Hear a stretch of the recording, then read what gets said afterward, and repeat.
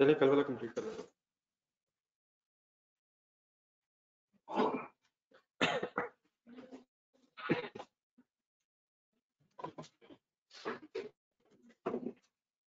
ये बड़ा online students का वाला है।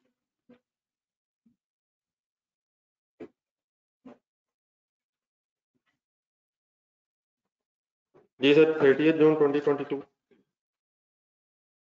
इधर एक्सट्रैक्ट्स बना रहा है।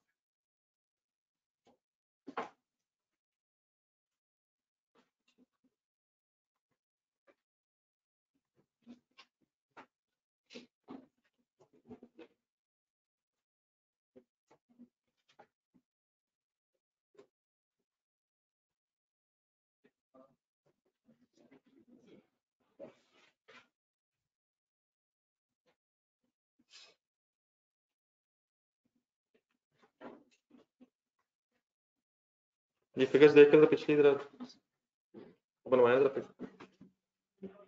स्टार्ट कहाँ से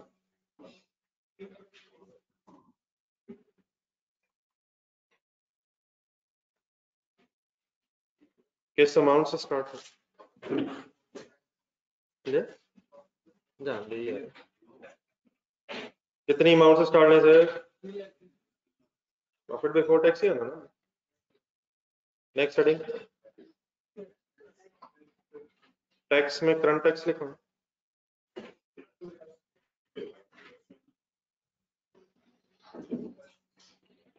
82,000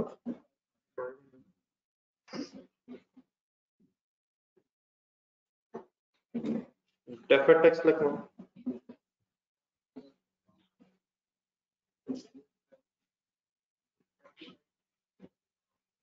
डेफर्ड टैक्स लिखवाएं सर 7500 कैसे लिखूं एज एन एक्सपेंस लिखूं नहीं बेटा एसेट नहीं लिखना है कमाल है यार यहाँ एसेट लिखना है स्टेटमेंट ऑफ प्रॉफिट लॉस में एक्सपेंस ही लिखना सर एक्सपेंस ही लिखना नहीं पॉजिटिव नेगेटिव नहीं यार as an expense expense debit करूं क्रेडिट करूं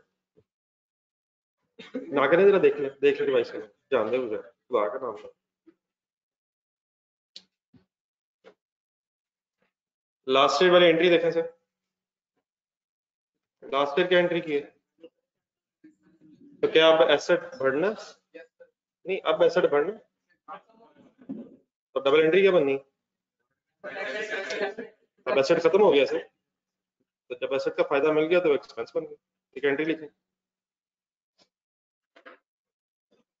एक्सपेंस डेबिट एसेट क्रेडिट क्यों ये एसेट एक्सपेंस बन गया क्या जो टैक्स सेविंग होनी थी सर हो गई है सर एक एसेट कब तक एसेट रहता है अब ये एक्सपेंस है जी डेबिट होना प्रॉफिट लॉस बना रहा है एक्सपेंस डेबिट मीन अब ये दोनों फिगर्स आपस में ऐड होनी लेस होनी ऐड ही होनी है यार सर खर्चे ऐड ही होने वो बात की बात ब्रैकेट लगा देंगे यार क्या हो गया दोनों फिगर्स ने करंट टैक्स की एंट्री बनेगी करंट टैक्स एक्सपेंस भी डेबिट है डेबिट टैक्स एक्सपेंस भी डेबिट है तो दोनों डेबिट्स आपस में ब्रैकेट लग के ऐड होंगे and what is total expense 90,000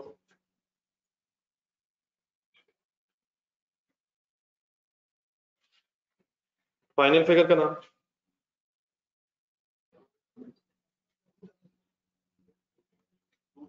210 का नाम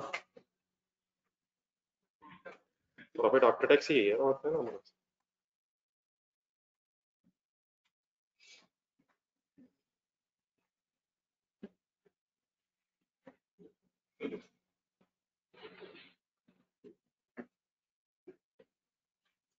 लास्ट ईयर देख के बताएं एसेट बढ़ क्यों गया था या कुछ एक्स्ट्रा टैक्स दे दिया था सर लेकिन किस साल का एक्स्ट्रा टैक्स था 22 का 21 में दिया था 22 का जब 22 एंड हो गया तो वो एक्स्ट्रा टैक्स खत्म तो डेफर्ड टैक्स एसेट जब बढ़ता है तो क्या डबल एंट्री होती है एसेट डेबिट एक्सपेंस राइट और जब एसेट खत्म हो जाता है तो फिर एक्सपेंस डेबिट होके एसेट क्रेडिट बना ले एक छोटी समरी यहाँ। दो एंट्रीज पहले फाइनल हुई थी किसकी, डेफर्ड टैक्स लायबिलिटी की, और अब ये दो एंट्रीज फाइनल करना deferred tax asset. If deferred tax asset is increased,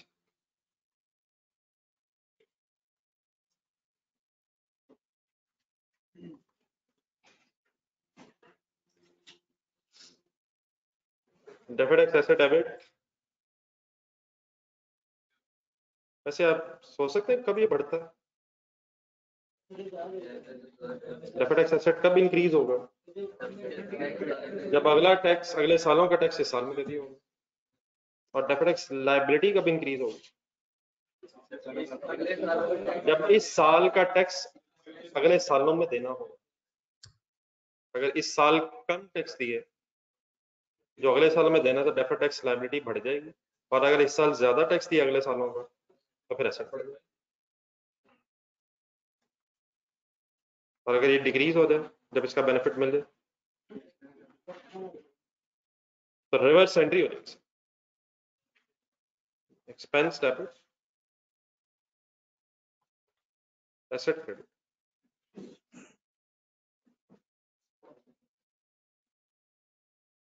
liability बढ़े तो क्या एंट्री होती है, लायबिलिटी कम हो तो एंट्री क्या होती है।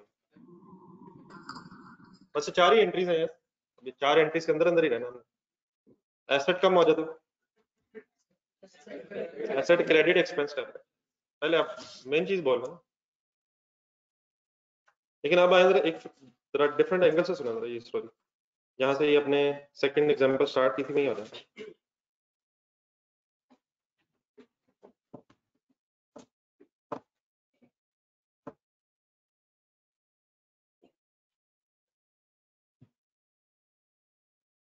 डेटर की कैरिंग अमाउंट और टैक्स बेस में 25,000 डिफरेंस आ गया था। अब हमने फिगर्स लिख के सब कुछ देख तो लिया, लेकिन शायद सिर्फ इस 25,000 को अगर गौर से देखा जाए तो हम इस नतीजे पे इंशाल्लाह भी पहुंच जाएंगे कि इस 25,000 के डिफरेंस पे अगर रेट मल्टीप्लाई किया जाए, एक मिनट कर लें दोबारा, 25,000 मल्टीप्लाई 30%, इस डिफरेंस को अगर एक अकाउंटेंट बन के गौर से देखा जाए और रेट मल्टीप्लाई कर लिया जाए तो 7500 अभी हमें सामने पता चल जाएगा विदाउट दैट डिटेल वर्किंग जो हमने कल की है कि ये डेफर्ड टैक्स एसेट ही बनना है। तो कैसे सोचना है, देखिए क्या हमने ये 25,000 अकाउंटिंग में एक्सपेंस बना लिए, ये 25,000 सही है क्या, इसकी डबल एंट्री बोला था, तो क्या हमने इसे अकाउंटिंग में एक्सपेंस बना लिया है। अपने जहन में करंट टैक्स की वर्किंग करें,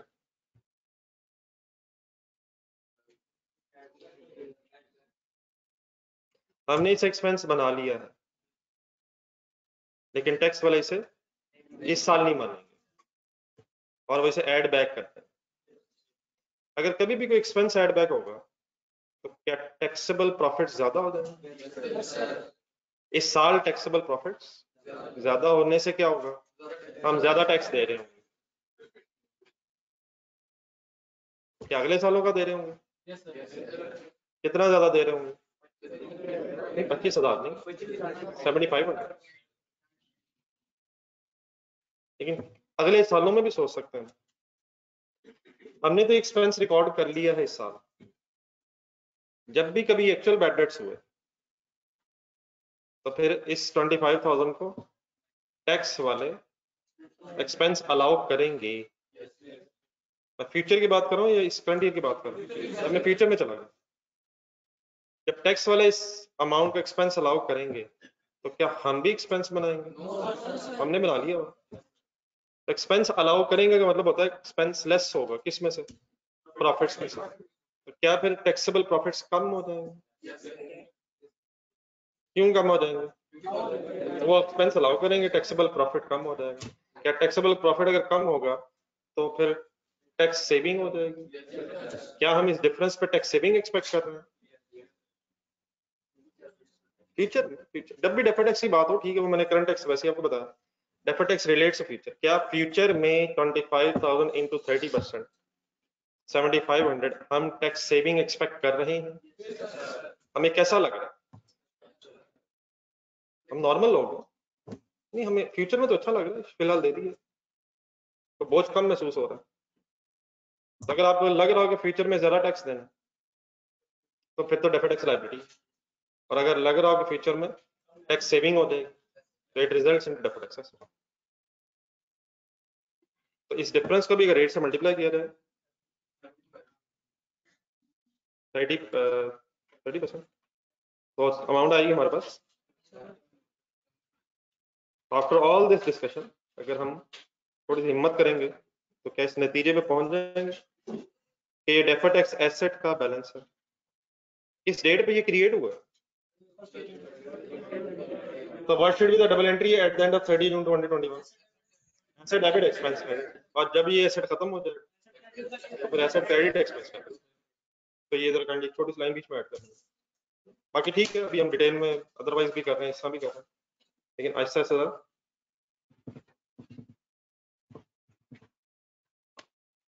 बड़े होने की जरूरत है। फ्यूचर में अगर ज्यादा टैक्स देना है, एक्सपेक्टेड अगर टैक्स ज्यादा देना होगा, इट विल रिजल्ट इनटू, अब डेफिनेटली फ्यूचर में ज्यादा क्यों देना होगा, हमने अभी कम दिया और वाइस वर्सा। फ्यूचर में कम टैक्स देना तो डेफर्ड टैक्स एसेट होगा, कम देना फ्यूचर में। क्यों कम देना होगा? हमने पहले ज्यादा, तो पहले ज्यादा एक्स्ट्रा दिया हुआ वही डेफर्ड टैक्स एसेट। तो या फ्यूचर में ज्यादा टैक्स देना होगा या कम देना होगा। और तीसरी सिचुएशन बस यही हो सकती है, ना फ्यूचर में ज्यादा देना है। अगर अच्छा ना फ्यूचर में ज्यादा देना हो ना कम देना हो, फिर एसेट है लायबिलिटी है, फिर कुछ भी नहीं है। ज्यादा देना हो तो लायबिलिटी है, कम देना होगा तो एसेट। ठीक है sir. Example 3 sir, example 3 heading लिखा और हेडिंग लिख के जरा वापस है पेज नंबर 2 जो आपका है इस डिस्कशन का। अब ले लिए बुक, जिनके पास है जरा बुक से देखें। ऑनलाइन स्टूडेंट्स ऐसे परेशान है, अचानक हो जाएगा ना बुक का वर्ड सुन के, आपकी ज्यादा टेंशन है, इंशाल्लाह सब कुछ आपके पास आने लगे, किताबें इंशाल्लाह पूरी होने लगी। उस डिस्कशन में जरा ग्रेजुएटी ढूंढे, जरा बताएं पॉइंट नंबर के।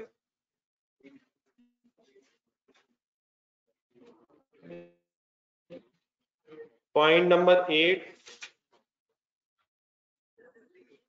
और अगर जरूरत पड़े तो नेक्स्ट पेज के स्टार्ट पे भी इसकी थोड़ी सी डिस्कशन हुई है, तो जरा एक नजर अगर देख के रिवाइज करना। What is the accounting treatment of gratuity?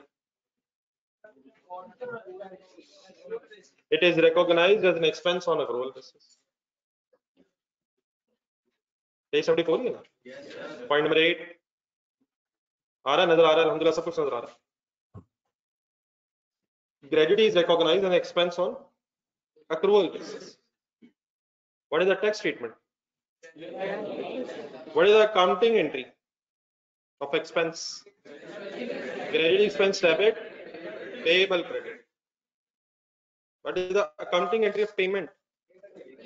Payable debit, cash credit. लेकिन क्या टैक्स वाले इसे एक्सपेंस मानते हैं? लेकिन कब मानते हैं? जब कभी पे करेंगे तो हम एंट्री कर रहे होंगे, हम का मतलब हम अकाउंटेंट्स एंट्री कर रहे होंगे पेएबल डेबिट और कैश क्रेडिट। और अगर सोचा जाए टैक्स पॉइंट ऑफ व्यू से तो शायद टैक्स पॉइंट ऑफ व्यू से उस वक्त एंट्री हो रही होगी एक्सपेंस डेबिट कैश क्रेडिट। उन्होंने कोई पेएबल नहीं बनाना इसका, वो किस बेसिस पे काउंटिंग कर रहे हैं? अब यहां जरा रुक के जो बात हुई है गौर से सुनिए आप लोग। ये जितने पेएबल्स और रिसीवेबल्स हैं, पेएबल्स रिसीवेबल्स, इनका कॉन्सेप्ट ही सिर्फ अक्रूवल बेसिस की वजह से। अगर फर्ज करें अकाउंटिंग से अक्रूवल कॉन्सेप्ट खत्म हो जाए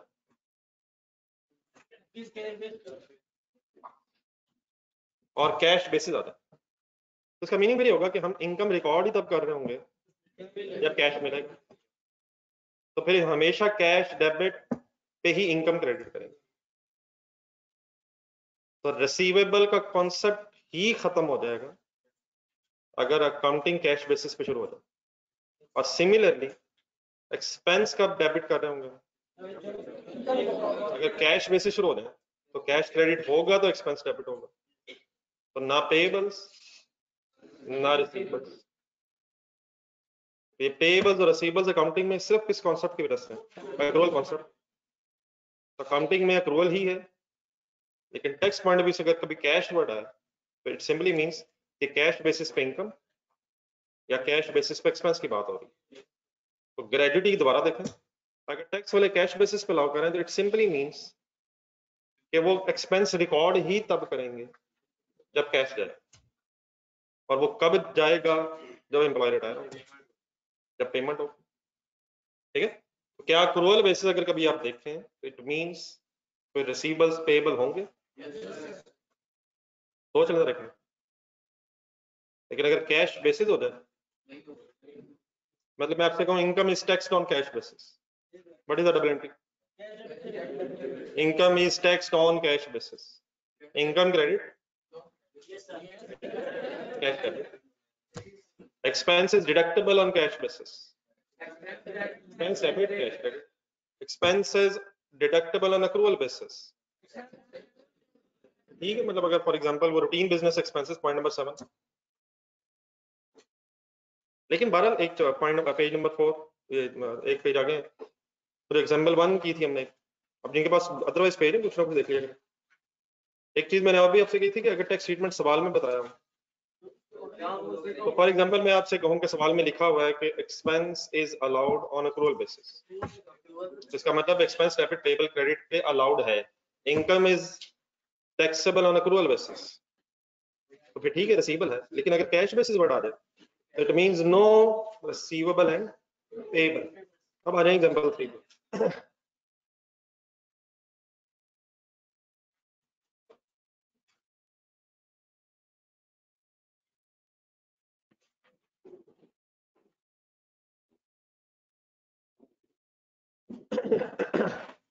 Let's assume as on 30th June, Jonas and Sathapis, 2021.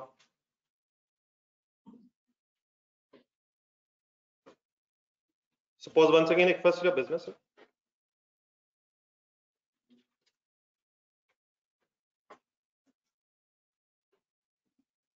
आप स्टेटमेंट ऑफ फाइनेंशियल पोजीशन बना रहे हैं। इस साल आपने gratuity as an expense record की, और सपोज इस फर्स्ट ईयर में कोई आपने ग्रेजुटी की पेमेंट नहीं की, डबल एंट्री बोलो, मायूसी खत्म करेगा, एंट्री बोले यार, gratuity expense debit and gratuity payable. Statement of financial position में ग्रेजुटी एक्सपेंस आएगा या पेबल आएगा? कहीं लाइबिलिटीज में, अब एग्जैक्टली कौन सी लाइबिलिटीज में इंशाल्लाह जब थोड़ा थोड़ा बड़े होते जाए मैं बताता रहूंगा। आगे बैलेंस शीट में एक लाइबिलिटी है, let's assume amount is 1 lakh, बस लिखना छोड़ दें। क्या ये lakh accounting point of view से बैलेंस शीट में आया? क्या अकाउंटिंग ट्रीटमेंट किया सर मैंने इस 1 लाख का सर? तो this 1 lakh is called as carrying amount. Carrying amount किसे कहते हैं? एसेट और लायबिलिटी की वो अमाउंट जो स्टेटमेंट ऑफ फाइनेंशियल पोजीशन में आती है अकाउंटिंग स्टैंडर्ड्स के मुताबिक। ठीक हो गया? अब एक सेकंड के लिए इसी ईयर एंड पे एज ऑन 30 जून 21 पे जरा टैक्स पॉइंट ऑफ व्यू से एक बैलेंस शीट में बना। जब हमने ये ग्रेजुटी का एक्सपेंस एक्रूअल बेसिस पे रिकॉर्ड किया है तो टैक्स वाले क्या एंट्री कर रहे हैं? कुछ तो करेंगे यार, कुछ तो करेंगे। वो कुछ क्यों नहीं करेंगे? वो किस दिन का वेट कर रहे हैं? पेमेंट का वेट कर रहे हैं। लेट्स से पहला साल अभी पेमेंट नहीं। अच्छा, अगर पेमेंट हो भी जाए तो वो एंट्री क्या करेंगे?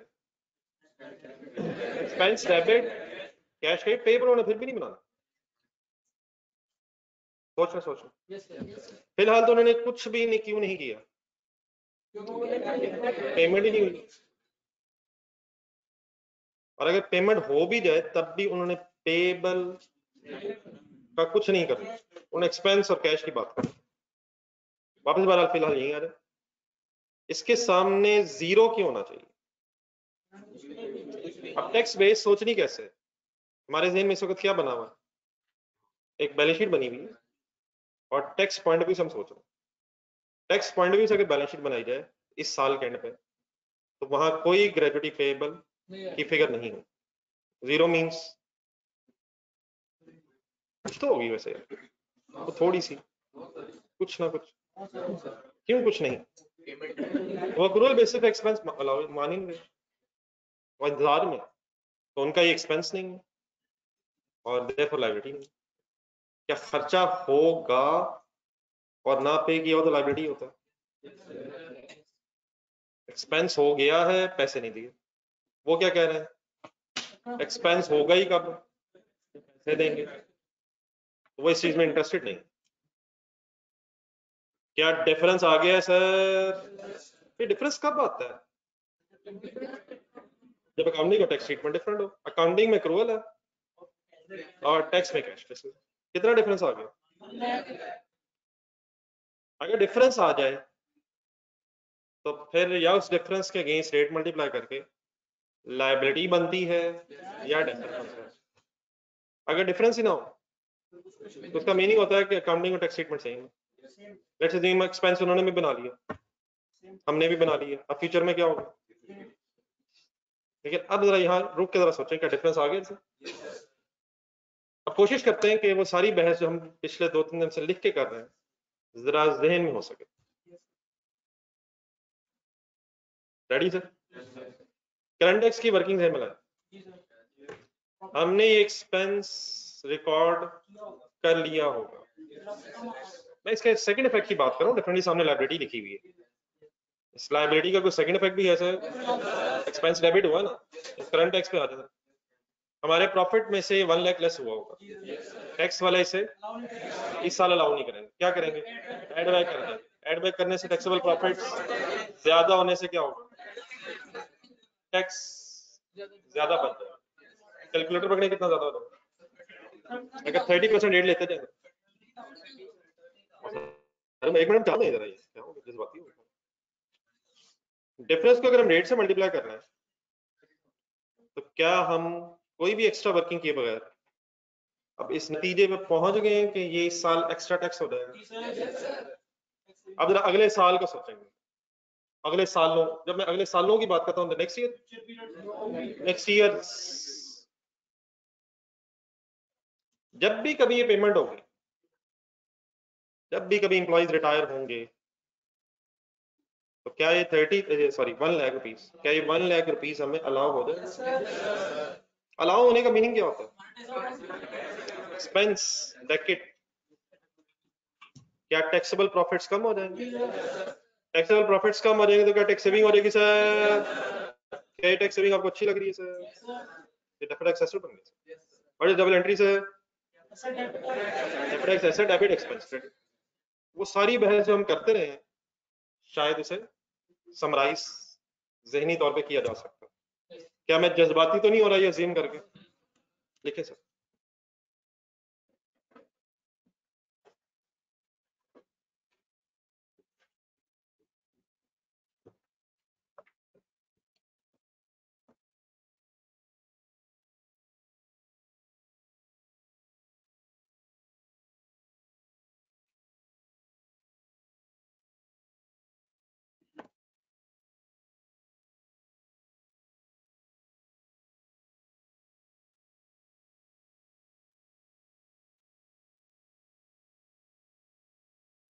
एक एंट्री साथ एंड में लिखा, एसेट, डेबिट, एक्सपेंस।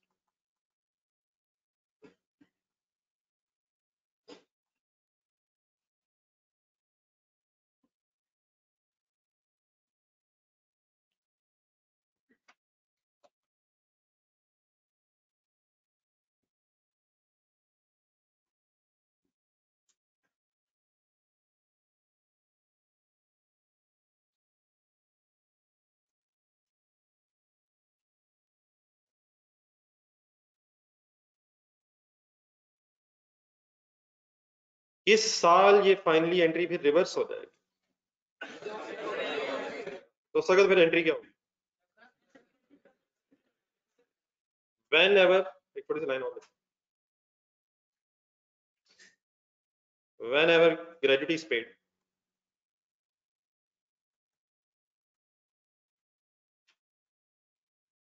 जो टैक्स सेविंग होनी होगी वो होगी, और therefore फिर ये एसेट रिवर्स हो जाएगा।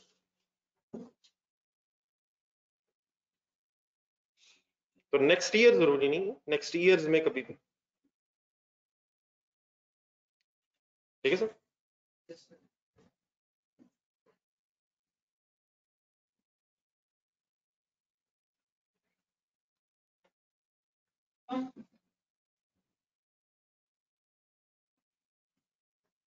ये ऑनलाइन स्टूडेंट्स करनी बता देंगे, नोट कर लीजिए।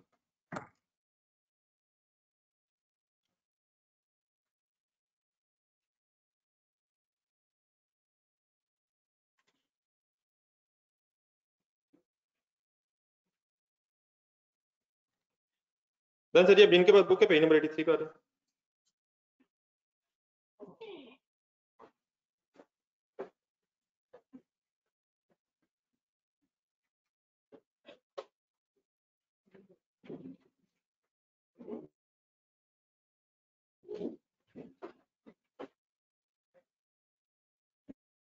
इसमें पीछे लेके जाना जरा, साथ साथ में रेडी करें। आपको इस पेज के दरमियान में इससे थोड़ा सा नीचे की समरी के वर्ड लिखा नजर आया। अब डेफिनेटली सर मैंने अभी पिछले 2-3 दिनों में आपके साथ डेफर्ड टैक्स की सारी डिस्कशन लॉजिकली की है कि फ्यूचर में अगर टैक्स ज्यादा देना पड़ेगा तो क्या बनेगा सर, और अगर कम देना पड़ेगा तो ऐसा। लेकिन एग्जाम पॉइंट ऑफ व्यू से समटाइम्स चीजें इस तरह से सोचना एग्जाम हॉल में बैठ के जरा टफ हो जाता है। हम कोशिश तो पूरी करेंगे कि क्वेश्चंस करते करते मुसलसल सोचते जाएं, लेकिन साथ एक शॉर्टकट भी ज़हन में रख लेंगे, अगर कभी उस तरह से फंसे तो कम से कम कुछ ना कुछ गुजारा हो जाए। तो इस वक्त एक समरी सॉर्ट ऑफ लिखी हुई आपके सामने, 4 पॉइंट्स लिखे हैं, उनमें से 3 पॉइंट्स हम पढ़ चुके हैं, फिर एक पॉइंट जो रह गया वो इंशाल्लाह जब आगे चलेंगे तो साथ आ जाएगा। तो यहाँ तक जो 3 पॉइंट्स पहले लिखे हैं वो मेरे साथ एक एक करके पढ़े। Number 1, if carrying amount of an asset is more than tax base. अब इस वक्त कोई लॉजिकली बात नहीं हो रही, एक सॉर्ट ऑफ पहले शॉर्टकट्स है। कभी भी अगर किसी एसेट की कैरिंग अमाउंट उसके टैक्स बेस से ज्यादा होगी तो हम बहस तो बहुत किया करेंगे इंशाल्लाह, लेकिन उस बहस के नतीजे में हमेशा डेफर्ड टैक्स लायबिलिटी ही बना करेगी। सॉरी, क्या चीज किससे ज्यादा अगर हो जाए,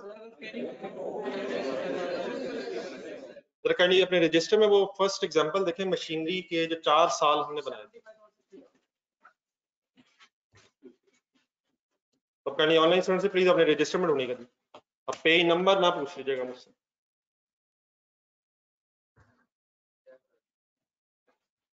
ईयर 1, ईयर 2, ईयर 3, ईयर 4, चारों सालों, लास्ट ईयर तो शायद 0 हो गया, तीनों सालों में कैरिंग अमाउंट ज्यादा है। मशीनरी का एसेट है ना, तो उस मशीनरी की कैरिंग अमाउंट उसके टैक्स बेस से ज्यादा है। तो अल्हम्दुलिल्लाह हमने लंबी बहस की, फ्यूचर में टैक्स एप्रिसिएशन कम हो जाएगी, याद है, टैक्स और प्रॉफिट बढ़ जाएंगे, टैक्स ज्यादा देना होगा। तो हमने इंशाल्लाह कोशिश तो ऐसे ही करनी है, लेकिन नजर आपके सामने आएगा कि अगर कैरिंग अमाउंट ज्यादा है किसी एसेट की टैक्स बेस से तो ये क्या बना हुआ है सर, डिफरेंस रेट मल्टीप्लाई करके फिर डेफर्ड टैक्स लायबिलिटी ही बनी हुई, और ये ऐसे ही रहेगा, अब देखते रहेगा। देन आ जाए जरा एक सेकंड वापस सेकंड पॉइंट देखिए, ये प्लीज समझ आ रहा है मैं क्या बात कर रहा हूँ, मतलब एक शॉर्टकट बताओ। सेकंड पॉइंट क्या लिखा हुआ है, if carrying amount of an asset is, अच्छा ये चारों पॉइंट्स ही शायद रट्टा लगाने की जरूरत नहीं है, फर्स्ट सेंटेंस याद रह जाए तो बाकी फिर रिवर्स शायद बने।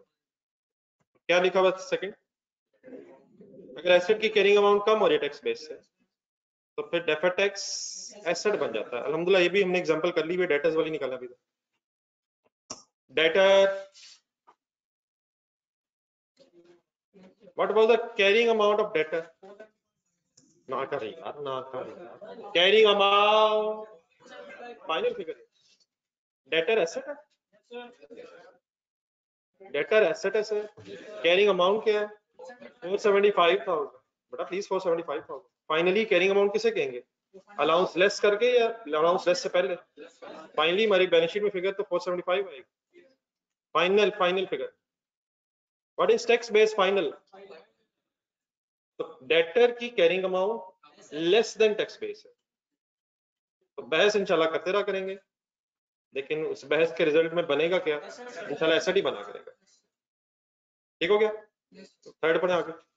अब यही दो जो पॉइंट्स पढ़े हमने एसेट्स के लिए, ये रिवर्स है लायबिलिटीज के लिए। मसलन if carrying amount of liability is more than tax base, तो फिर क्या बनेगा सर? बस लाइन में रहे, उधर तो क्या था लायबिलिटी है। तो अगर एसेट है तो लायबिलिटी है, और अगर एसेट की जगह लायबिलिटी की कैरिंग अमाउंट टैक्स बेस ज्यादा हो रहा है, तो ये बात अभी हमने की है। ग्रेजुटी देखेंगे, क्या ग्रेजुटी पेएबल एक लायबिलिटी है? What is carrying amount? 1 lakh. What is tax base? क्या carrying amount is more than tax base? It ultimately results into difference rate multiply करके डिफरेंट एक्सेस। और फिर जो फोर्थ पॉइंट है वो भी लायबिलिटी का उलट है, लेकिन अभी वो एग्जांपल नहीं है, इसलिए उसको मेरे ख्याल अभी इसको करेंगे। हाँ, एक क्वेश्चन नंबर 1 छोड़कर हमारे इस बात का भी ये मतलब नहीं है कि बस हम ये सट्टे को ही बेस बनाएंगे। अभी हमें लॉजिकली क्लियर रखना है अपने आप को। हाँ, जहां जरा मुश्किलात हो जाए वहां भी मुश्किलात को आसान करने की कोशिश करेंगे। Question number 1, the following information. अब इसकी जरा रिक्वायरमेंट शायद आपके पास नेक्स्ट पेज पर चलेगी, एक रिक्वायरमेंट पढ़ के वापस आ जाए। Prepare extracts from statement of comprehensive income for the year ended 30th June 10, including comparatives। कौन सा ईयर भी बनाना है? 9। स्टार्ट कहां से लेना है? Profit before tax. आ जाए फर्स्ट लाइन। अब काम सिर्फ कंसंट्रेशन करेंगे। The following information for the financial year ended 31st December 10 related to Galaxy Limited, a listed company which was incorporated on 1st January 9। हम सेकेंड ईयर में हैं, ऐसे ही sir 9 के क्लोजिंग बैलेंसेस होंगे? 9 के क्लोजिंग होंगे सर, अगर होंगे तो 10 के ओपनिंग, लेकिन 9 के स्टार्ट पे ओपनिंग क्यों नहीं होगी? फर्स्ट ईयर बिजनेस, तो 1st January 9। Profit before tax 60 and 45 million respectively. ये ऊपर 10 का डाटा और फिर ब्रैकेट में क्या दिया आपको उसमें? Comparative. Detail of accounting and tax depreciation on fixed assets is as follows. Accounting and tax depreciation is given. GI Galaxy Limited purchased the fixed assets on 1st January 9 for rupees 100 million। Business जब start हुआ पिछले साल, इस साल पिछले साल, तो 100 million के फिक्स एसेट्स नहीं है, रुपीस इन मिलियन है सारा। Company operates a gratuity scheme. Provision made during the year underlying pyramids. 2009 and 10 amount rupees 1.7 million and 2.2 million respectively। ये provision made during the year क्या है? क्या ये expense है? नहीं, यहाँ नहीं, ग्रेजुटी के लिए पीछे वापस ये ना कीजिएगा, अलाउंस नहीं है। ग्रेजुटी प्रोविजन का मतलब है ग्रेजुटी पेएबल, ये ना कीजिए।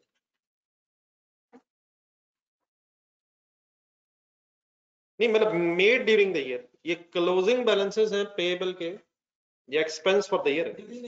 ये ऐसे भी हो सकता है sentence, the provision as on 2009 and 10 amount rupees 1.7 and 2.2 million। अगर ये एज ऑन के साथ लिखा होता तो ये क्लोजिंग होता। और क्या फॉर द ईयर ढूंढा जा सकता है सर? लेकिन मेड ड्यूरिंग द ईयर से मुराद कोई एंट्री हो रही है अमाउंट की? क्या 1.7 मिलियन 2.2 मिलियन रिस्पेक्टिवली एक्सपेंसेस की अमाउंट है? एंट्री बोला, ये made during the year underline कर दीजिए। एज ऑन से क्या फर्क पड़ता? वो क्लोजिंग होता था, फर्क फॉर द ईयर निकाल लेते, लेकिन फिर वो क्लोजिंग है। लेकिन for the year means bad debts for the year, expense for the year. लेकिन बहरहाल no payment has been made on account of gratuity during these periods. Payment कोई नहीं हुई दोनों सालों में. During the year company sold an asset for rupees 3 million and recognized a profit of rupees 0.5 million. Asset कितने का होगा अगर 3 मिलियन का बेच के 0.5 मिलियन का प्रॉफिट हो गया? 0.5. What is 3 million? Sale proceeds है, सेल प्रोसीड्स है. 0.5 मिलियन गेन है, 2.5 मिलियन कैरिंग अमाउंट होगा. The tax base was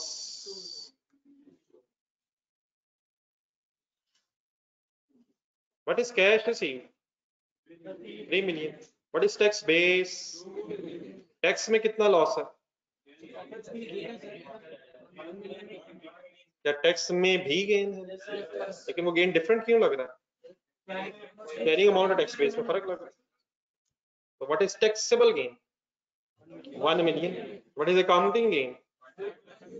No other addition or deletion was made during 2009 and 10. और कोई एडिशन डिलीशन नहीं, बस यही है. नंबर 3 and 4 डिसाइडिंग है सर, बस ये बात इसी में फाइनल कर लीजिए. Bad debts expense word underline करें और अगले वर्ड अंडरलाइन करें bad debts written off. Bad debts written off का मीनिंग बताएं. बैड डेट एक्सपेंस की एंट्री बताएं. Bad debts debit allowance credit and written off की एंट्री बताएं. अलाउंस डेबिट डेट ये लिख लें और आप याद रखें.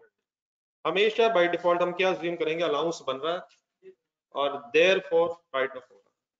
पहली एंट्री बताएं. बैड डेट्स डेबिट और रिटन ऑफ.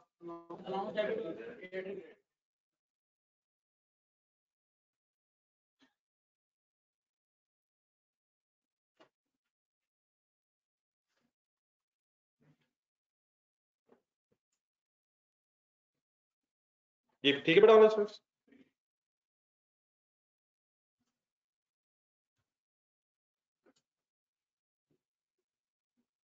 सेंटेंस कंप्लीट कर लें जरा. 5 मिलियन एंड 7 मिलियन. 5 मिलियन किस साल and return of 3 million and 4 million respectively. Applicable tax rate is 35%. Tax rates आपको गिवन होंगे, वो भी कहेगा फिर अकॉर्डिंगली आप करें. हाँ जी शुरू करें.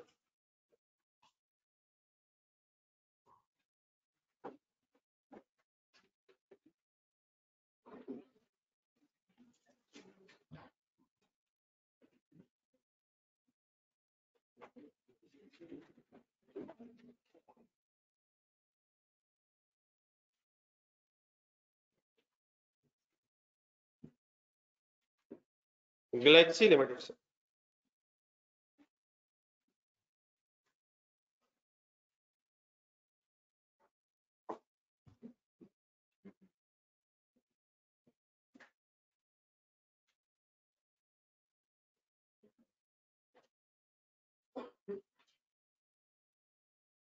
Statement of profit loss aspects.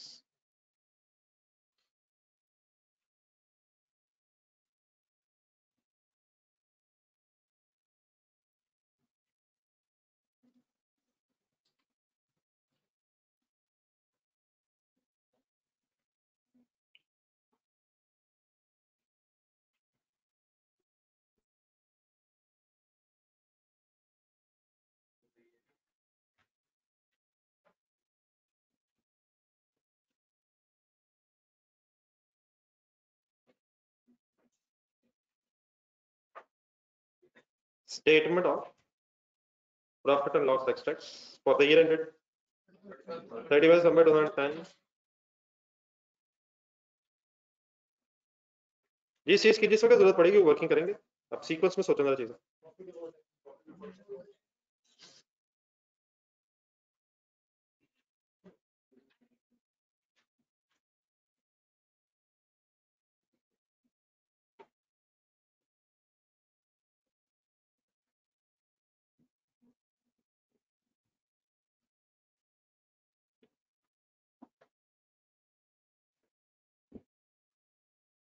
Ji sir, हमने कंपेरेटिव बनाना, पहले कौन सा साल आएगा?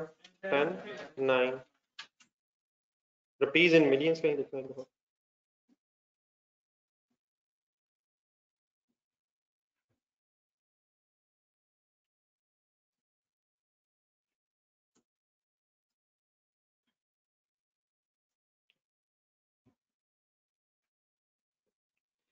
जी स्टार्ट में profit before tax 60 and 45 respective.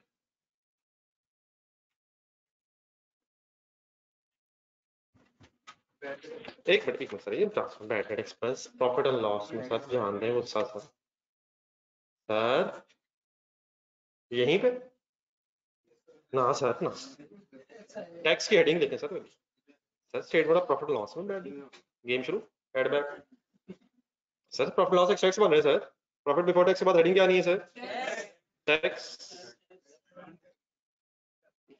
Tax के बाद सर करंट टैक्स के लिए कहां जाएंगे वर्किंग वन से 5-6 लाइनें गिन के छोड़ दे नीचे वर्किंग वन पर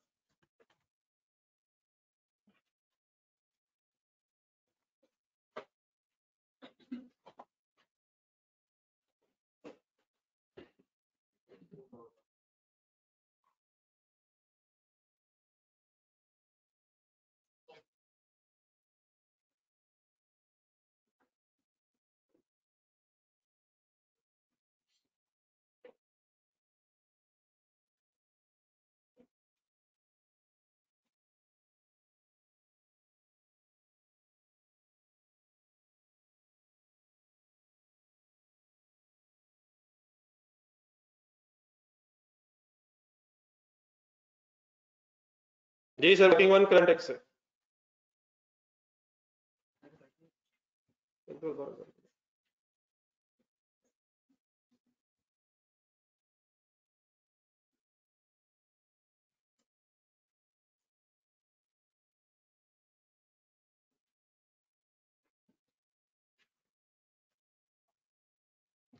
किसके साल की वर्किंग से 9 starting point sir game on sir 60 and 45 sir ये ध्यान दें गुस्सा क्या हो गया मैं साथ नहीं सर प्रॉफिट बिफोर टैक्स लिख लिया सर लिख लिया सर पॉइंट नंबर 2 में किसी ने बैड डेट बोला किसी ने ग्रेडिटी बोला दरमियान में डेप्रिसिएशन भूल गए क्या काउंटिंग डेप्रिसिएशन और टैक्स डेप्रिसिएशन सेम है सर क्या करेंगे सर कभी भी अगर प्रॉफिट बिफोर टैक्स गिवन हो तो ये अंडरस्टूड बात है बाय डिफॉल्ट भी अज्यूम कि ये सही अकाउंटिंग प्रॉफिट हाँ पता चल जाए गलत है तो ऑफ कोर्स पहले उसको करेक्ट होना चाहिए तो क्या काउंटिंग डेप्रिसिएशन ऐड बैक और टैक्स डेप्रिसिएशन लेस कैसे अब फिगर जरा करनी चाहिए ढूंढ लीजिएगा 10 और 9 मेरे ख्याल उसी सीक्वेंस में हम वैसे कर रहे हैं 15 ऐड बैक हो जाएगा और 6 and 45 रिस्पेक्टिवली लेस होगा करेंगे क्या ऐड करके क्या लेस करता है accounting depreciation add tax depreciation accounting depreciation है 15 and 15 और टैक्स डेप्रिसिएशन है अब डेफिनेटली एक तरीका ये भी होता है कि पहले सिर्फ एड्स लिख लें as you comfortable as you feel comfortable लेकिन मेरा ख्याल इतनी साइंस वाली बात तो नहीं आपकी मर्जी ये आपके करें नहीं मतलब समटाइम्स होता शायद एड्स बाद में लेस आपने शायद इस तरह की देख लें मेरा तो ख्याल है कि इसमें है मसला लेस कितना कितना सर बहरहाल जिस तरह आपका अगर कंफर्टेबल है कुछ जगह छोड़ दो 5 लाइन क्या ऐड करके क्या लेस कर दी सर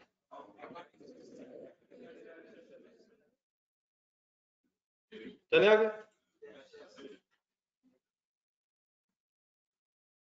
फिक्स्ड एसेट्स आ गए 100 मिलियन के इन 100 मिलियन के फिक्स्ड एसेट्स को करंट टैक्स की वर्किंग में क्या करें कुछ तो करें यार इग्नोर करें आगे ये क्या है ये कहाँ की फिगर है fixed asset is nothing to do with the profit, depreciation का फैक्ट था वो हमने कर दिया। जी सर, पॉइंट 1 आ गया, फर्दर पॉइंट्स में नंबर 1 आ गया। ग्रेजुटी एक्सपेंस रिकॉर्ड हुआ है, पेमेंट नहीं हुई। आपको कैसे पता चला ये सवाल पढ़ के कि ग्रेजुटी का टैक्स ट्रीटमेंट कैश बेसिस पे?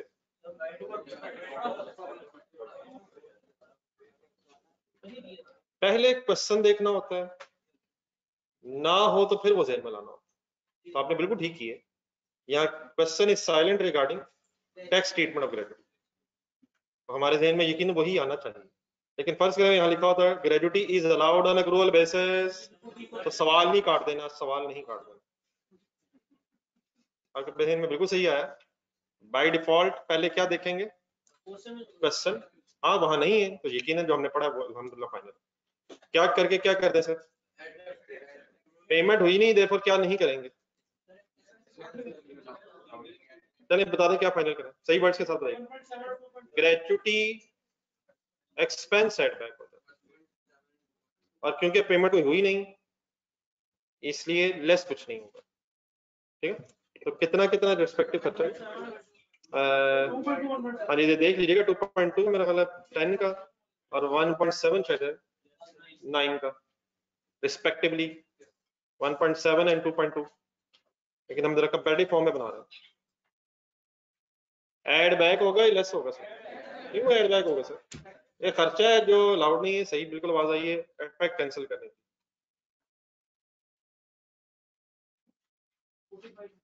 सर लेस ही होगा सर, कमाल है ये ले 45 लेस होगा सर। आगे जी नंबर 3, नंबर 2 सॉरी, एक डिस्पोजल हुई है, सही पढ़नी है, ड्यूरिंग द ईयर लिखा हुआ है। सवाल देख के बताएं किस साल की बात हो रही है ड्यूरिंग द ईयर। देख जरा, देखो फर्स्ट लाइन से देखो, हमें 2010 का डाटा दिया हुआ, तो ये 10 और 9 दोनों में नहीं है शायद। ड्यूरिंग द ईयर कौन सा फाइनल करेंगे? तो 10 में ही फिगर आनी है बस। जी क्या करेंगे? अकाउंटिंग गेन है 0.5 और टैक्स गेन है 2 मिलियन। 2 मिलियन क्या है? टैक्स बेस है, 3 मिलियन है कैश, तो वहां टैक्स पॉइंट भी से बनेगा 1 मिलियन। कर लेंगे हिम्मत? तो क्या करके क्या करेंगे? अकाउंटिंग गेन पहले हमारे प्रॉफिट में ऐड हुआ होगा, ये हुई ना बात, ऐड हुआ होगा। तो अकाउंटिंग गेन का क्या करेंगे? लेस कर देंगे, अमाउंटिंग रुपीज 0.5 मिलियन, और सिर्फ 10 में ही करेंगे क्योंकि 10 से रिलेटेड है, और उसकी जगह टैक्स गेन कैलकुलेट कर लेंगे 3 - 2, 3 - 2 इज इक्वल टू 1 मिलियन, और इसको ऐड क्यों कर देंगे? क्योंकि ये टैक्सेबल इनकम है।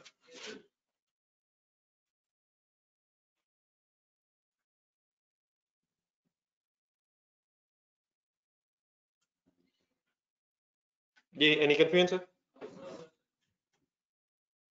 बैड डेट्स वाले पॉइंट पे चले जाए।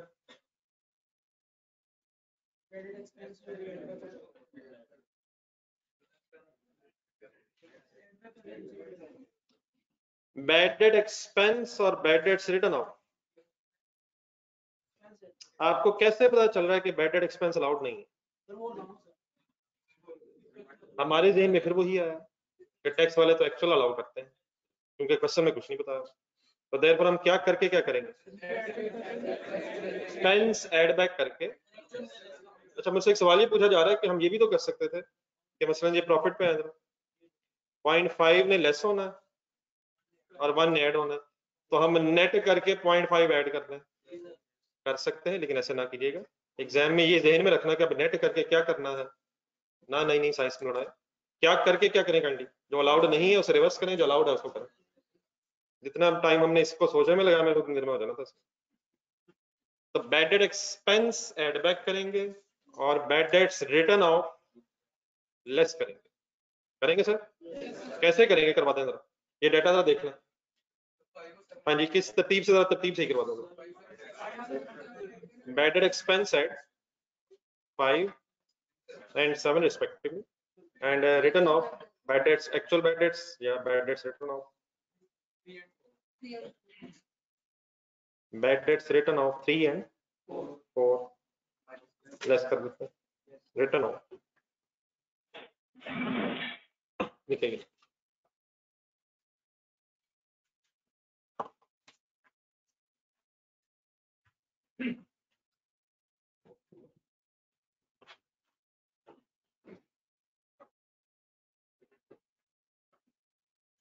क्या बात है भाई, ने कैलकुलेटर गिरा, दूसरा बैग से निकाल लिया। नहीं आपका नहीं गिरा था, मैंने वैसे कहा, लेकिन कैलकुलेटर भी निकाला। जुबानी सवाल करी यार, अभी जरूरत पड़ी।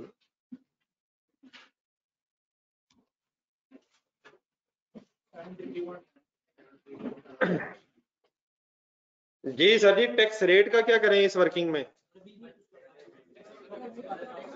पहले क्या आएगा तो फिर क्या आएगा?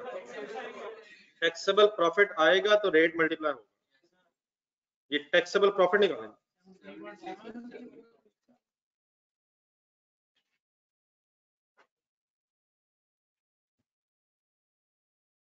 टैक्सेबल प्रॉफिट्स आ जाएंगे सर 19.7 एंड 73.7। देख लेते कैसे 73.7 एंड 19.7। चलो ऐसा कर लेते। ये फिगर्स कैसे आई हैं? और सारी प्लस माइनस करके आई हैं। नहीं मेरे से सवाल होना था अभी, इसमें क्या किया गया है तो क्या आ गया है? प्रॉफिट बिफोर टैक्स में एडजस्टमेंट्स एडलेस की गई हैं, तो अल्हम्दुलिल्लाह टैक्सेबल प्रॉफिट आ गया है। देन क्या करेंगे आप टैक्स रेट ढूंढेंगे, और जो रेट अवेलेबल है 35% वो मल्टीप्लाई कर दो 25.795। यकीन मानिए, देख लें चेक कर लो जो है बता। नहीं 8 तो नहीं मैंने करने देना, 795 है। कैलकुलेटर पे क्या आ रहा है? मैं इस अल्हम्दुलिल्लाह आसान सी बहस को राउंडिंग ऑफ की नजर नहीं कर सकता। 6.895 अभी ना कंडी करें राउंड ऑफ, अभी नहीं करिएगा। मिलियन अगर है तो 26 मिलियन कर लें, देखें देखें 9 कर लें। अगर मैं कहता तो फिर ठीक, फिर नया मसला खड़ा हो जाना। अभी रहने दें, एग्जैक्टली फिगर्स रिकंसाइल हो जाए, बाद में फिर जैसे आप हुक्म करें। 25.795 एंड 6.9895 कैलकुलेटर पे यही आता है यार। ये भाई से पूछते हैं जरा, भाई ने कैलकुलेटर पे किया, ऐसे ही आता है फिगर ठीक है मेरी। डन, ये फिगर तो उठाएं सर, इसकी गारंटी बोला, इस फिगर्स को पोस्ट करें सर, इस वर्किंग का मकसद खत्म हो गया। 25.795 and 6.895।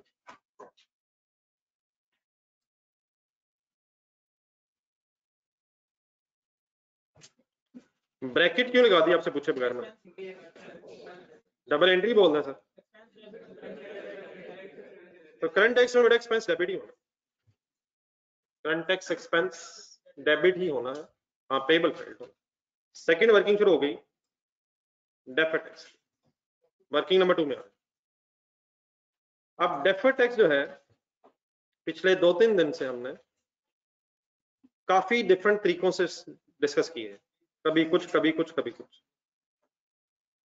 आज जरा आ जाए जो तरीके हमने पढ़े हैं वो हैं क्या, और अब एग्जाम पॉइंट ऑफ व्यू से करना क्या है। तो वर्किंग नंबर 2 में कंडी इकट्ठे हो जाए, और प्लीज इस वक्त जब मैं बातें करूं वो मेरी सीरियस लीजिएगा। हाँ बाद में डेफिनेटली जो हमने अदरवाइज भी काम किए हैं वो सब कुछ आपके सामने में लाता हूँ, तो साथ साथ काइंडली रहिएगा। कौन सी वर्किंग में आप आगे? वर्किंग नंबर 2, हेडिंग लिखें डेफर्ड टैक्स।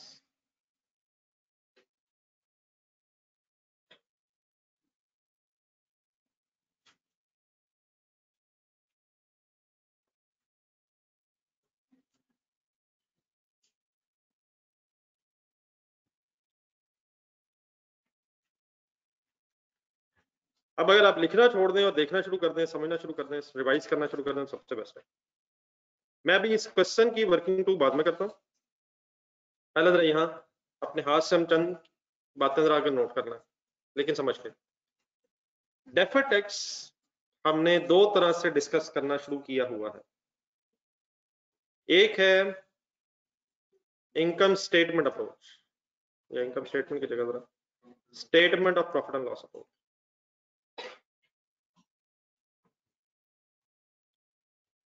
अगर अकाउंटिंग प्रॉफिट को टैक्सेबल प्रॉफिट से कंपेयर किया जाए और डिफरेंस ले लिया जाए और 8 से मल्टीप्लाई कर दिया जाए, तो क्या डेफर्ड टैक्स की फॉर द ईयर अमाउंट पता चल जाती है? फॉर द ईयर पता चलती है सर। तो प्रॉफिट्स, क्योंकि स्टेटमेंट ऑफ प्रॉफिट लॉस में, तो इसलिए मैंने उसका नाम statement of profit loss approach रखी है। प्रॉफिट्स कंपेयर करते हैं इसमें करते क्या है, वी कंपेयर। अब आराम से बाद में लिखिएगा, मैं जरा समराइज फॉर्म में इकट्ठा जरा कर रहा हूँ। वी कंपेयर, इस मेथड, इस तरीके में हम क्या करते हैं, कंपेयर अकाउंटिंग प्रॉफिट्स। को याद आ रहा है वैसे? ये फर्स्ट जरा एग्जांपल निकाल के रख लें रजिस्टर में, तो 4 सालों की जब वर्किंग की थी।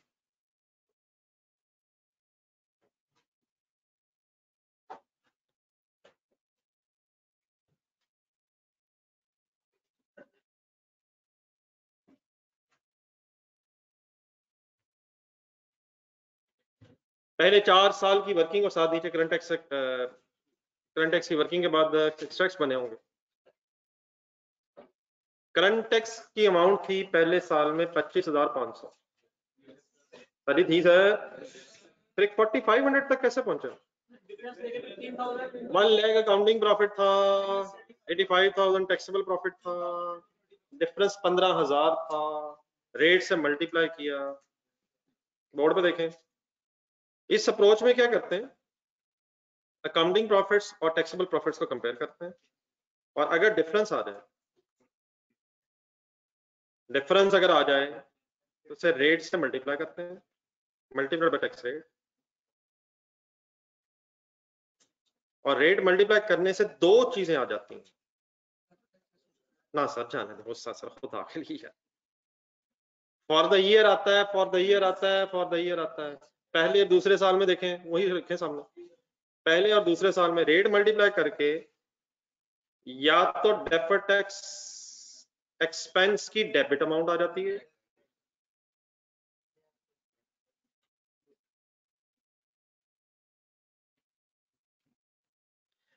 हिम्मत कीजिएगा, ये जो बात अगली करने लगा, ये आगे जाके फिर डिस्कस करेंगे, लेकिन यहाँ जरा सुने गौर से। पहले 2 सालों में अकाउंटिंग प्रॉफिट ज्यादा है, हिम्मत हिम्मत हिम्मत, लाख लाख, और नीचे 85 और 95। पहले 2 सालों में अकाउंटिंग प्रॉफिट ज्यादा है। जब आपने डिफरेंस रेट मल्टीप्लाई किया तो ये डेफर्ड टैक्स एक्सपेंस की डेबिट अमाउंट आई। हाँ, फिर ये एंट्री पूरी कैसे की, एक्सपेंस डेबिट लायबिलिटी। लेकिन पहले क्या मिला और फिर क्या आया, एक्सपेंस मिला, लायबिलिटी क्रेडिट। तो पहले 2 सालों में डिफरेंस से रेट मल्टीप्लाई करके क्या मिला, डेफर्ड टैक्स एक्सपेंस का डेबिट बैलेंस कह लें या डेबिट अमाउंट कह लें, डेफर्ड टैक्स एक्सपेंस। नहीं समझ आ रही? लेकिन तीसरा चौथा साल देखें, वहां भी तो प्रॉफिट्स को कंपेयर किया यार, लेकिन नीचे आपने पॉजिटिव फिगर्स लिखना शुरू कर दी। वहां हुआ क्या, वहां सिचुएशन उलट हो गई, वहां अकाउंटिंग प्रॉफिट्स कम हो गए, टैक्सेबल ज्यादा हो गए। तो अब जब डिफरेंस आप रेट मल्टीप्लाई करेंगे तो फिर क्या मिलेगा, ना ना ना ना ना, फिर भी डेफर्ड टैक्स एक्सपेंस ही मिलेगा, लेकिन फिर डेफर्ड टैक्स एक्सपेंस की क्रेडिट अमाउंट मिलेगी। इट मींस अगर हम प्रॉफिट्स को कंपेयर करेंगे तो फॉर द ईयर फिगर मिलेगी। फॉर द ईयर फिगर का मतलब एक्सपेंस की फिगर मिलेगी। तो एक्सपेंस की डेबिट अमाउंट भी मिल सकती है और क्रेडिट अमाउंट भी। कब डेबिट मिलेगी, कब क्रेडिट मिलेगी? अगर अकाउंटिंग प्रॉफिट ज्यादा होंगे तो एक्सपेंस की डेबिट अमाउंट मिलेगी, और अगर अदरवाइज बोल दें अकाउंटिंग प्रॉफिट्स कम होंगे तो ये जो आपने बोला, इंशाल्लाह जब फर्दर थोड़ा सा पढ़ लेंगे ये बात में लिख लेंगे। लेकिन अगर आप प्रॉफिट्स कंपेयर करेंगे और डिफरेंस लेंगे तो रेट मल्टीप्लाई करने से फॉर द ईयर अमाउंट आएगी, या वो डेबिट अमाउंट आएगी एक्सपेंस की, या क्रेडिट अमाउंट आएगी। Any confusion? ठीक है सर, लेकिन मैं जरा दूसरी अप्रोच लिख दूं फिर आपके साथ मैं समरी बनाता हूँ जी। ऑनलाइन स्टूडेंट्स कुछ यहाँ तक ठीक है।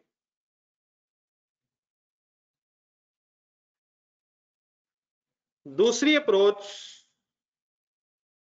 इसी एग्जांपल में थोड़ा सा आगे आ जाए, जहां मशीनरी के 4 साल बनाए थे हमने, end of first year, second year, third year, fourth year.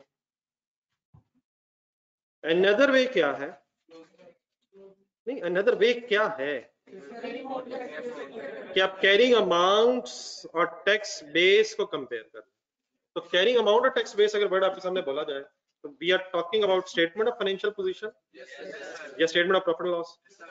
तो इसको बैलेंस शीट अप्रोच भी बोला जा सकता है या statement of financial position approach भी कह सकते हैं। तो there are how many approaches to calculate current tax? Current tax की बात ही नहीं हो रही, मैंने वैसे कंफर्म किया। करंट टैक्स की तो कोई अप्रोच नहीं है, अगर है तो वो आपसे बाद में पूछ लूंगा। इस वक्त किसकी बहस हो रही है? सिर्फ डेफर्ड टैक्स। तो there are how many approaches to calculate deferred tax? कौन सी एक? Profit and loss approach and balance sheet. अब बैलेंस शीट अप्रोच में क्या किया आपको अपने सामने रखे वो 4 साल, वी कंपेयर किसको किससे? Compare carrying amounts with, carrying amounts किस किस की होती हैं? सिर्फ लायबिलिटीज की होती हैं, और टैक्स बेस भी किस किस की हो सकती हैं? Compare carrying amounts with tax basis. क्या इनमें भी डिफरेंस हो सकता है? कब यार? जब अकाउंटिंग और टैक्स ट्रीटमेंट में फर्क होगा। लेकिन इस डिफरेंस को जब आप मल्टीप्लाई करेंगे टैक्स रेट से तो फॉर द ईयर नहीं, देख के ना यार, इसलिए तो मैं समझ रहा था। 6000 सॉरी 4500 6000 ये लेजर बनाया था इसके नीचे, वो कैसे बनाया था? पहले क्या मिला था फिर क्या मिला था? तो अगर आप स्टेटमेंट ऑफ फाइनेंशियल पोजीशन की बेस पे कंपेयरिंग अमाउंट्स और टैक्स बेसिस कंपेयर करेंगे तो देन आपके पास क्लोजिंग बैलेंसेस है। लेकिन वो क्लोजिंग बैलेंस किस किस का हो सकता है? क्या हमेशा लायबिलिटी का ही होगा? हाँ आपको तो यही नजर आ रहा है, लेकिन जरा डेटर वाली एग्जांपल में जाएं, डेटर वाली एग्जांपल नंबर 2 में जाएं। क्या डेटर की कैरिंग अमाउंट पता है आपको? टैक्स बेस भी पता है, लेकिन जब उसके डिफरेंस से रेट मल्टीप्लाई किया तो फिर तो डेफर्ड टैक्स एसेट का क्लोजिंग आया। प्रोविजन फॉर ग्रेड्यूटी होना है, वहां भी कैरिंग अमाउंट को जब टैक्स बेस से कंपेयर किया तो रेट मल्टीप्लाई करके डेफर्ड टैक्स एसेट आया। तो कब एसेट आएगा कब लायबिलिटी आएगी? अगर फ्यूचर में सोच के वो लेता है उस रट्टे की भी जरूरत नहीं।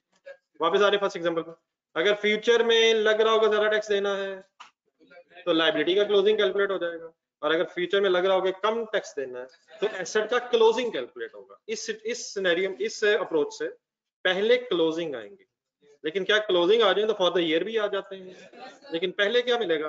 किस किस का?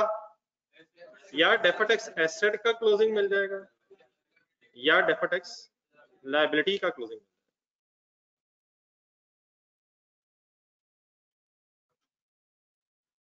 और डेफिनेटली दोनों के सिचुएशंस में अल्टीमेटली अगर एक्सपेंस आ जाए तो हम क्लोजिंग निकाल लेंगे, तो क्लोजिंग आ जाए तो फॉर द ईयर भी निकाल लेंगे, ये इशू नहीं है। लेकिन पहले क्या मिलेगा और फिर किसको तलाश करना पड़ेगा? पहले इस अप्रोच से क्लोजिंग लाएंगे और फिर फॉर द ईयर इंशाल्लाह लेजेस बना के निकल सकते हैं। Any confusion in my story? अभी आप नोट करना जरा, यहाँ इसलिए कर लें ताकि यहीं जहाँ पहली दफा ये जरूरत पड़ी है जरा रिवाइज हो जाए। ये नजर आ रहा है कि लास्ट टाइम में जो साहब बैठे मैंने थोड़ा छोटा किया।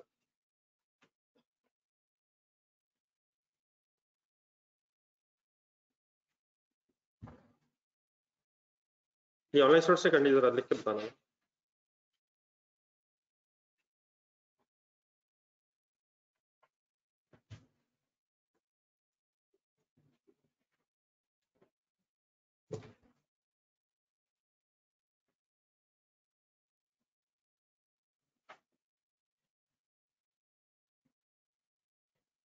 भैया अपने पास जरा पेजेस रख ले यार, जरा एक मिनट आएगा।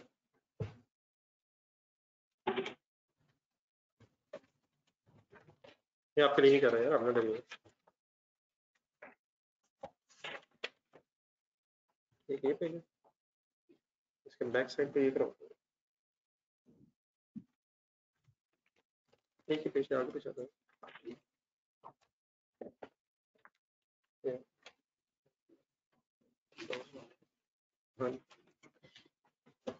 ये एक दिखा दे अगर करवा, पहले एक दिखा दो।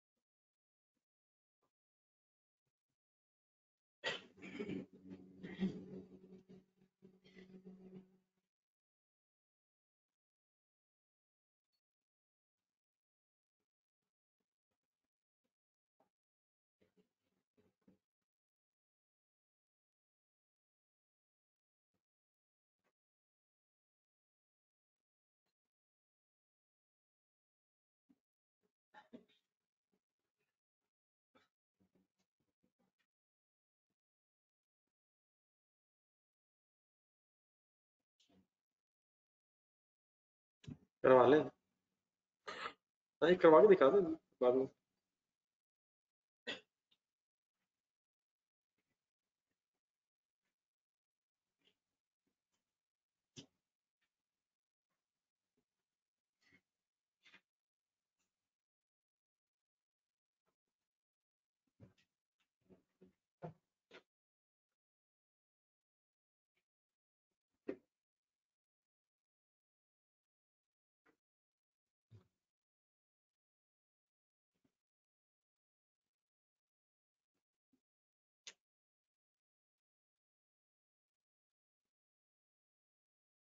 आजकल कुछ बच्चे नहीं आ रहे, लगता है वो पढ़ रहे हैं।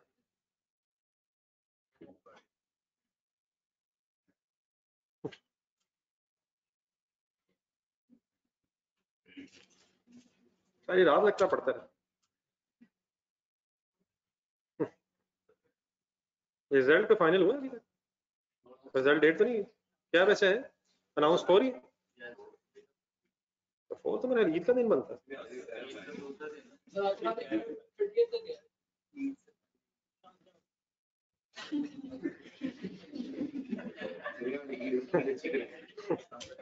नहीं आपका क्या ख्याल है, पहले आने चाहिए बाद में?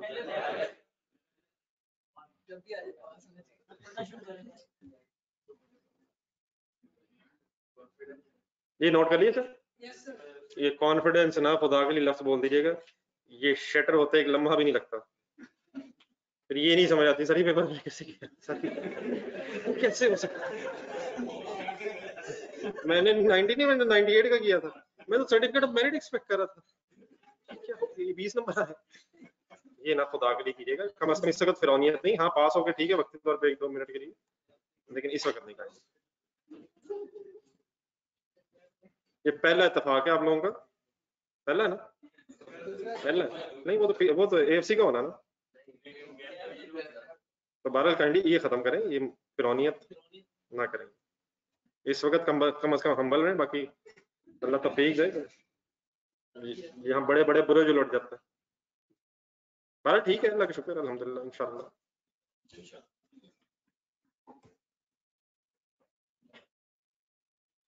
जी सर नोट कर लिए सर, एक आखिरी सेंटेंस लिख सर, अब तो होगी 2 अप्रोचेस, तो क्या हर सवाल दोनों अप्रोचेस से होगा, फिर क्या होगा according to IS12,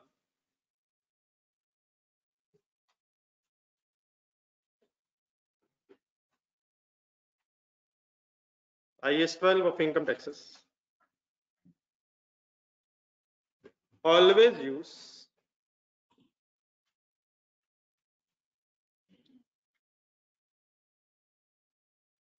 balance sheet approach.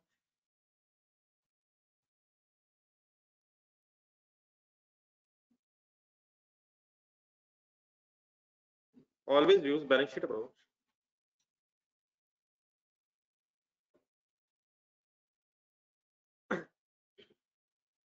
to calculate deficits.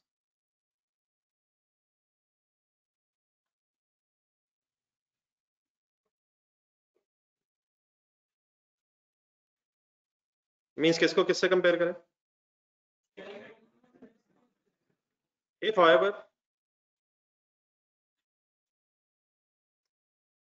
examiner requires to use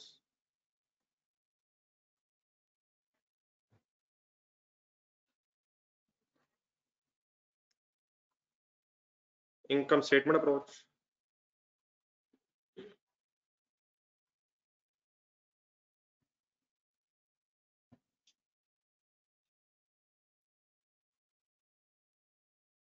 or there is no information of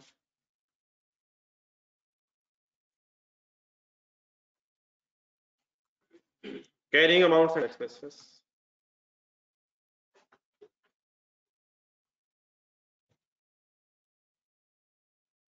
then use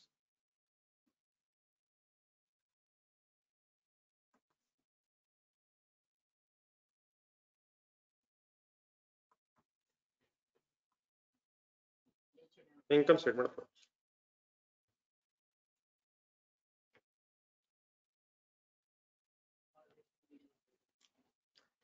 According to IAS 12, always use balance sheet approach to calculate deferred tax.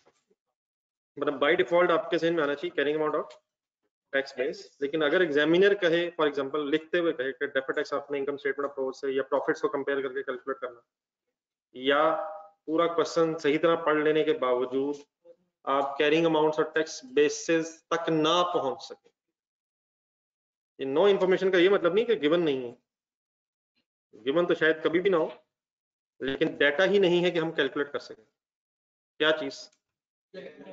there is no information to calculate carrying amounts. मेरा ख्याल जरा word अगर लगता है there is no information, थोड़ा सा अगर calculate carrying amount and tax base.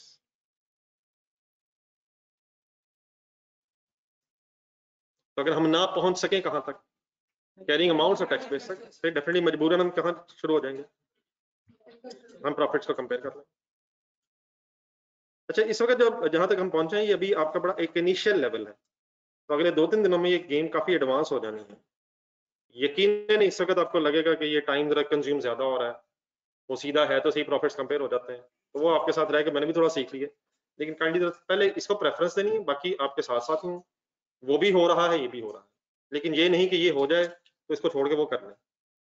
ठीक है, तो काइंडली प्लीज इस वक्त आप फोकस किस पे करेंगे कि हम बैलेंस शीट अप्रोच से कैरिंग अमाउंट और टैक्स बेसिस कैसे कैलकुलेट कर सकते हैं। ठीक है, और हो सकती है डन है। अब यहाँ रुक के मुझे ये बता दें कि अगर मैं statement of financial position means carrying amount और टैक्स बेसिस की तरफ जाना चाह रहा हूं, तो हिम्मत अब करनी है, पता आपको सारा है, क्या पहले फॉर द ईयर कैलकुलेट होगा या एज ऑन कैलकुलेट होगा? अब डाटा जरा देखें, अगर फॉर एग्जांपल डाटा देखें, मैं 31 दिसंबर 2020 10 के एंड पे वर्किंग करूं, देखें सर जी, देखें सर, देखें अब बैलेंस शीट अप्रोच से मैंने वर्किंग करनी है, तो क्या ये एज ऑन वर्किंग होगी?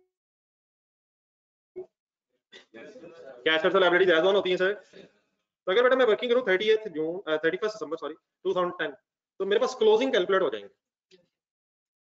लेकिन हमने बनाना क्या है, हमने तो एक्सट्रैक्ट्स और प्रॉफिट लॉस बनाना है, तो क्या वही क्लोजिंग फिर एक्सपेंस भी होगा? 10 में नहीं होगा, फिर मुझे 10 का फॉर द ईयर निकालने के लिए 9 का क्लोजिंग ढूंढना पड़ेगा, क्योंकि उस 9 के क्लोजिंग ने 10 का ब्रॉट डाउन बनना। हाँ, फिर वो जब बन जाएगा तो फिर हम कंपेयर करके फॉर द ईयर तक पहुंच जाएंगे, लेकिन 9 में जरा जाए, क्या हमें 9 का फॉर द ईयर भी चाहिए? 9 का फॉर द ईयर भी चाहिए, लेकिन 9 में जरा सिचुएशन ये है कि फर्स्ट ईयर ऑफ बिजनेस है, देयरफॉर उसका closing he for the year बन जाए, तो यकीन हमें 10 की वर्किंग भी करनी है, लेकिन 9 की वर्किंग भी करनी पड़नी है, तो इसका फिर बेस्ट तरीका ये होता है कि रादर देन कि आप लास्ट ईयर से वर्किंग शुरू करें, आप अर्लीस्ट ईयर जो रिक्वायर्ड है वहां से शुरू करते हैं। क्या मतलब अर्लीस्ट ईयर जो रिक्वायर्ड है, तो एक सीक्वेंस बन जाएगा कि 9 का क्लोजिंग, फिर 9 का 10 का ओपनिंग सॉरी, और फिर 10 का क्लोजिंग निकाल के फॉर द ईयर आ जाएगा। तो अगर हम एज ऑन वर्किंग कर रहे होंगे स्टेटमेंट ऑफ फाइनेंशियल पोजीशन की कंपैरिजन की बेस पे, तो हम अर्लीस्ट ईयर के क्लोजिंग से शुरू कर लिया करें। हाँ डेफिनेटली अगर फर्स्ट करें हमें 9 का क्लोजिंग पहले ही पता होता, 9 का क्लोजिंग क्वेश्चन में गिवन होता, तो हम 10 का क्लोजिंग आकर लिखवाते ये निकालना, तो देन तो इशू नहीं है। लेकिन हमने 9 की भी वर्किंग करनी है, 10 की भी, क्वेश्चन हमने पढ़ ली है, हमें किसी भी साल के किसी डेफर्ड टैक्स के क्लोजिंग बैलेंस की कोई इंफॉर्मेशन नहीं है। तो मैं बताएं, फाइनली बता दें किस डेट से शुरू करूं, आपको क्या समझ आई मेरी बात ना? जान दे 31 हम 9 लिख रहे थे, वो रेलिवेंट ईयर भी तो हमें चाहिए ना, क्लोजिंग भी चाहिए उसका। तो किस ईयर से स्टार्ट कर लिया करेंगे? जो अर्लीस्ट चाहिए, अर्लीस्ट इन सेंस जो सबसे पहले हमें जिस साल की इंफॉर्मेशन चाहिए, तो आए लिखें।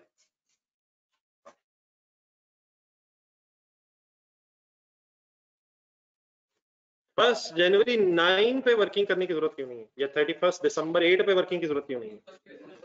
उस वक्त बिजनेस नहीं था अल्हम्दुलिल्लाह, तो हमारा स्टार्टिंग पॉइंट बन जाएगा एज ऑन 31 दिसंबर 2019 29। ठीक है, हो गया, अगर हो गया तो बस सही आ गया ना, बस मैंने ये लेख करवा बाद में नहीं देख के जरा बच्चे अभी रहना। As on 31 December 2009, time sir है, इसलिए आराम से खत्म हो जाए ना, तो ऐसे आप घड़ियों को देख के बाइस्ड ओपिनियंस की तरफ ना चला जाइएगा कि अब ये कैसे होगा, रहने देते हैं, कल कर लेंगे, कल भी इंशाल्लाह करेंगे। कुछ कॉलम बना ले जरा, carrying amount, tax base and differences.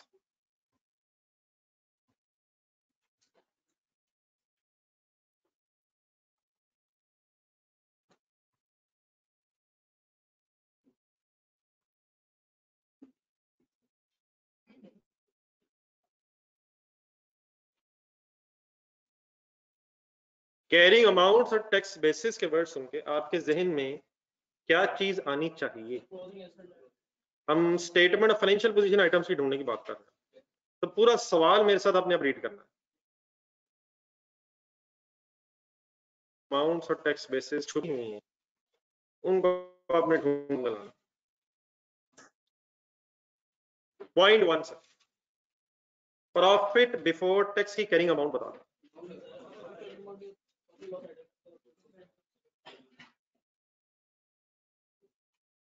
Next point में चले सर, नेक्स्ट पॉइंट में डेप्रिसिएशंस की कैरिंग अमाउंट, लेकिन एसेट दिया हुआ 100 मिलियन का एसेट ढूंढे सर, कब खरीदा था सर?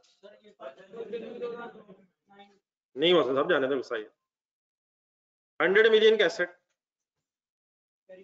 क्या कैरिंग अमाउंट और टैक्स बेस अब इस टेबल से आ सकती है सर? अभी हम सिर्फ 9 में है, लेकिन अब 100 में से 15 माइनस करें तो 85 इज द कैरिंग अमाउंट। नीचे आया एक डिस्पोजल भी है, लेकिन वो इस साल नहीं है। ये कैरिंग अमाउंट और टैक्स बेस कहना किसे? ये फाइनल क्लोजिंग बैलेंस है, फाइनल। तो डिस्पोजल भी हो सकती है, एडिशंस भी हो सकती हैं, सब कुछ हो सकता है, लेकिन 9 में सिर्फ क्या है? डेप्रिसिएशन ही है। तो एसेट का जरा लेजर बनाया जहन में, 100 किधर नजर आ रहा है? डेबिट साइड पे, और अकाउंटिंग पॉइंट ऑफ व्यू से इसमें कितना लेस होता नजर आ रहा है? अच्छा, यकीनन हम सेपरेट लेजर्स बनाते थे, लेकिन यहाँ शायद WDV की बात हो रही, carrying amount tax base. 100 minus 15 is equal to carrying amount हो गई 85, और टैक्स बेस कैसे करें? 100 माइनस 45 55। हाँ लिखे अजय, तो पहला कौन सा एसेट नजर आया? Fixed asset. Carrying amount is 100 minus 15 85 and 100 minus 55 45 tax depreciation, क्योंकि फर्स्ट ईयर है इसलिए रिस्पेक्टिव ईयर्स की डेप्रिसिएशन ही एक्यूमुलेटेड भी है।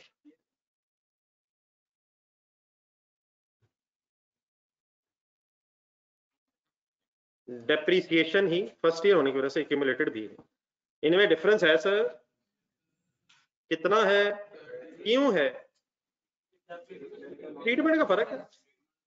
अकाउंटिंग में और अमाउंट है, टैक्स में और amount। अगर ये सेम अमाउंट होती तो कोई डिफरेंस ना होता। समझे सर? नेक्स्ट लाइन में चल रहे हैं। नहीं वो सारा डिसीजन एंड मिलेंगे, डिफरेंसेस आ जाने सामने, बाकी अब आपको अल्हम्दुलिल्लाह पता चीज है। लेकिन ये फाइनली अब इस पे एसेट बनता है, लायबिलिटी बनती है, वो एकदम बात एंड में कर लेते हैं। पहले इधर आप डिफरेंसेस ढूंढो। जी सर, ग्रेच्युटी पेबल का एक लेजर आपने बनवाना। यहाँ वर्किंग आप कर रहे हैं, उस वर्किंग के लिए नीचे 5-6 लाइनें रखना। एक ग्रेच्युटी पेबल का लेजर शुरू करें। ये कुछ लेजर ऐसे हैं जिनसे आपका जरा कॉन्सेप्ट क्लियर करना है। ग्रेच्युटी पेबल, और यकीन नहीं सकते 9 की फिगर्स है, 9 की वर्किंग कर रहे हैं हम, लेकिन जरा ये वाली बात शायद पूरी करवा देना 9-10, ताकि फिर 10 में भी जरूरत पड़े तो इस्तेमाल हो जाए। 9 से शुरू कर रहा हूँ, ब्रॉड डाउन पता नहीं है, नहीं फर्स्ट ईयर था। एक्सपेंस ऑफ द 9 की अमाउंट क्या है, डबल एंट्री बोले, एक्सपेंस डेबिट लायबिलिटी क्रेडिट 1.7।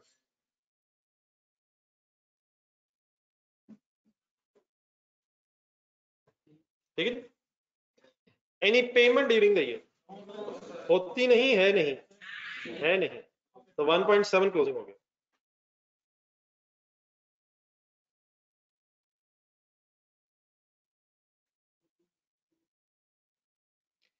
क्या ये closing finally 1.7 million statement of financial position में जाएगा 9-10 पे, लेकिन यही 10 के स्टार्ट पे फिर ब्रॉड डाउन बनेगा। What is the expense for the next year, 2.2 की एंट्री बोलो, और पेमेंट ना होने की वजह से finally 3.7 is the closing balance of liability, 3.9 से सॉरी,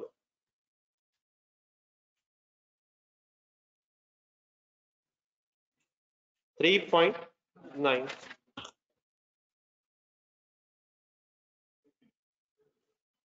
अगर डेफिनेटली पेमेंट हो जाती तो लायबिलिटी अकॉर्डिंगली कम होके फिर रिमेनिंग बैलेंस सीडी बनता। ठीक है, तो इस वर्किंग को देखें और बताएं 2009 के एंड पे what is the carrying amount. लिखे, क्या वर्ड्स लिखेंगे, gratuity payable is a liability, जिस अमाउंट पे वो liability statement of financial position में आएगी, that amount is carrying amount 1.7।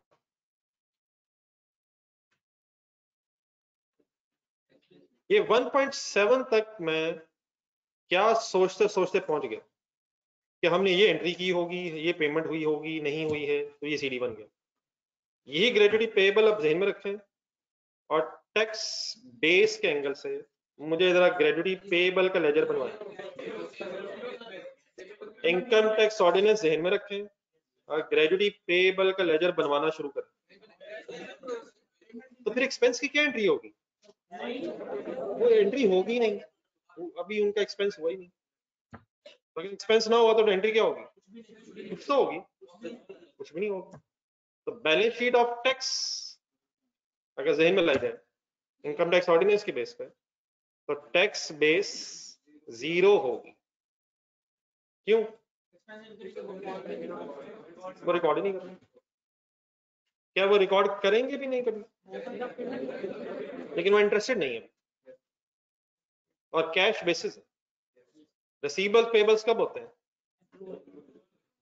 देखिए देख रहे डिफरेंस आ जाना, क्या डिफरेंस आना चाहिए, सोचो सोचो, वजह वजह वजह वजह, क्योंकि अकाउंटिंग और टैक्स ट्रीटमेंट में फर्क है। और क्या इस डिफरेंस पे कुछ बनना चाहिए, वो बाद में इंशाल्लाह बात कर लेते हैं।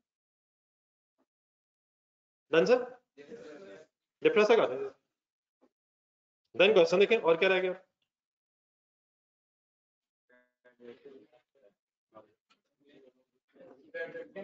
नहीं गेन 10 में, गेन वैसे भी गेन की कोई कैरिंग अमाउंट और टैक्स बेस नहीं।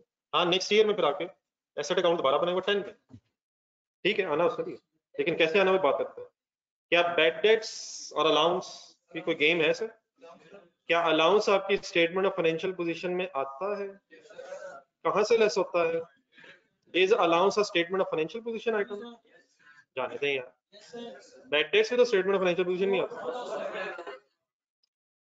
फिर चला ये बहस अब कल करेंगे। तो आजकल क्या कर रहे हैं आप लोग घर? आई होप कि आप भी खुद भी मुस्कुराए होंगे इस बात कहने में, क्या हर्ज है? बल्कि आपने इसका करना है, कल आके कम से कम जरूर बताना कि आज आपने क्या किया, क्योंकि जो कल किया है वो तो मेरे ख्याल आपको भी याद नहीं होगा क्या क्या माशाल्लाह करते रहे। आज आप नोट करना, आज आपने क्या क्या किया। अल्लाह हाफिज।